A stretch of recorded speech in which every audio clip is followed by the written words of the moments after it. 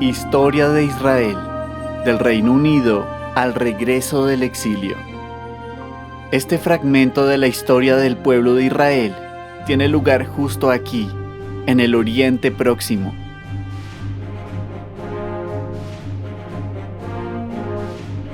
El Reino Unido de Israel, compuesto por las 12 tribus, inicia en el año 1050 bajo el gobierno de Saúl, quien reinó sobre Israel por cerca de 40 años. Este rey fue luego sucedido por el rey David, de la tribu de Judá, quien reinó sobre Israel por otros 40 años, antes de ser sucedido por su hijo Salomón, quien, además de reinar sobre Israel por otros 40 años, pudo llevar a cabo el intenso anhelo de su padre, el intenso anhelo de construir un templo para Dios. Sin embargo, el pecado de Israel pronto cosechó sus consecuencias, pues el Reino Unido solo pudo mantenerse hasta el año 930 a.C., para un total de 120 años, cuando el rey Roboam, hijo y sucesor de Salomón, se ensoberbeció contra el pueblo, dando pie a la fractura del Reino Unido de Israel, dividiéndolo en dos naciones: el Reino del Sur, o Reino de Judá, compuesto por las tribus de Judá y de Benjamín, cuya capital era Jerusalén, y por otro lado, el Reino del Norte, o Reino de Israel, compuesto por las 10 tribus restantes, cuya capital era Samaria. Cada nación empezó entonces a sujetarse a sus propios reyes, encontrando como regla general que todos los reyes del norte fueron malos e idólatras, ejerciendo su dominio en abierta desobediencia a la ley de Dios. Esto, a diferencia del reino de Judá, donde por la misericordia de Dios hubo un buen número de reyes buenos, fieles y temerosos de Dios. A lo largo de estos reinados, tal y como vemos en esta cronología, Dios envió profetas en varias oportunidades, tanto al reino del norte como al reino del sur, con el propósito de advertir a ambos pueblos acerca de las terribles consecuencias que vendrían sobre ellos si no se arrepentían de sus pecados. Sin embargo, a pesar de la predicación fiel de los profetas,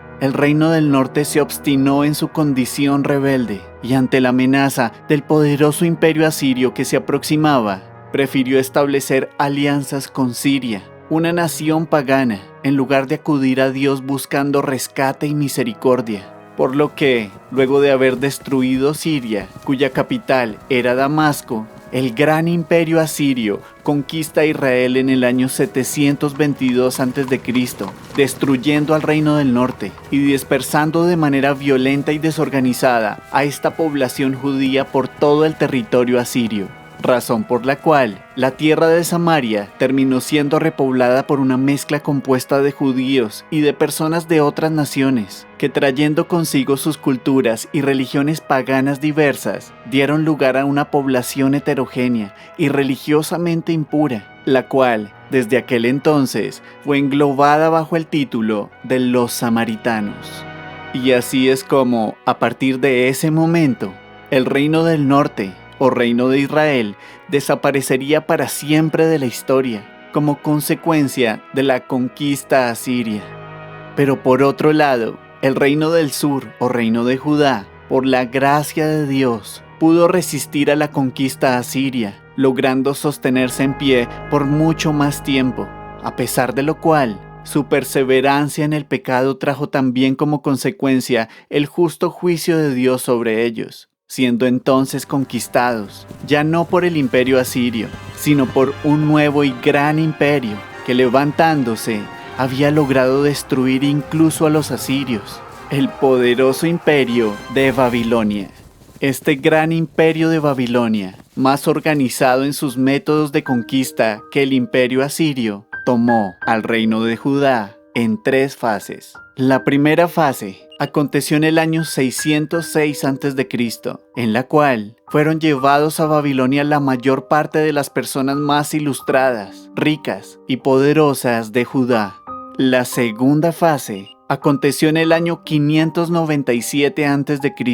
y consistió en el traslado del resto de personas privilegiadas desde Judá hacia Babilonia. Y la tercera fase, acontecida en el año 586 a.C., donde además de ser llevados cautivos a Babilonia, todo el resto de la población judía, sucedió también en aquel año que el templo y la ciudad misma de Jerusalén fueron completamente destruidos por los caldeos. Había empezado entonces el periodo de la cautividad. El templo de Salomón y Jerusalén habían sido arrasados, por lo que el panorama desolador apuntaba a que todo habría terminado aquí.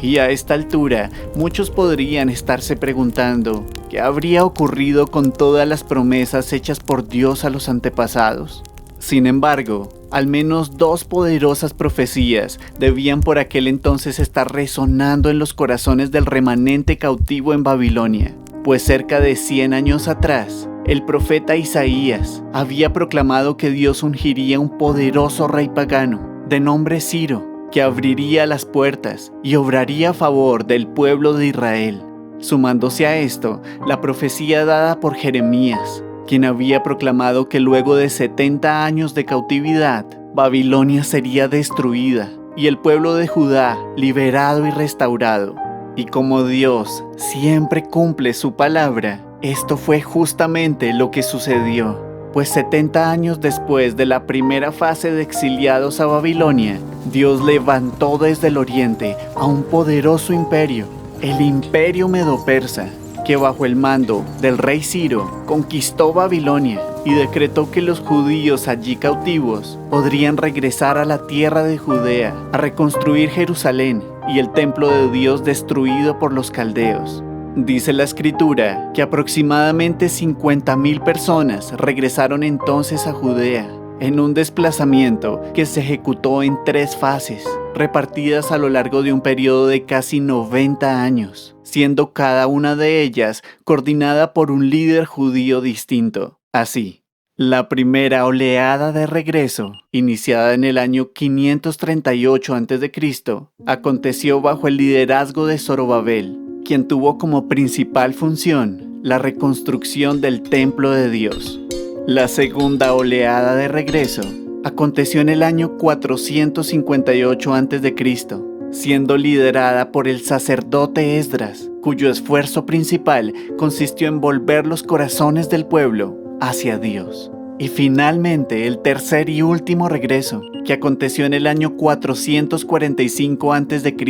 bajo el liderazgo de Nehemías, cuya misión principal consistió en la reconstrucción de los muros de Jerusalén. Este periodo histórico es conocido entonces como el periodo de la restauración. Pero otros judíos decidieron no regresar a sus tierras, a pesar de lo cual Dios siguió extendiéndoles de su gracia, protegiéndolos, como queda en evidencia en historias como la de Esther. Pero con respecto a los que sí regresaron, ahora nuevamente el pueblo judío contaba con una nación, con un templo nuevo y con cierta seguridad. Sin embargo, el Antiguo Testamento finaliza con una nota triste, evidenciando que aun cuando todas estas cosas materiales se habían recuperado, el problema del pecado seguía brotando de los corazones del pueblo restaurado, por lo que a este tiempo de restauración le seguirían 400 años de silencio profético, en el cual la Biblia no nos da mayor información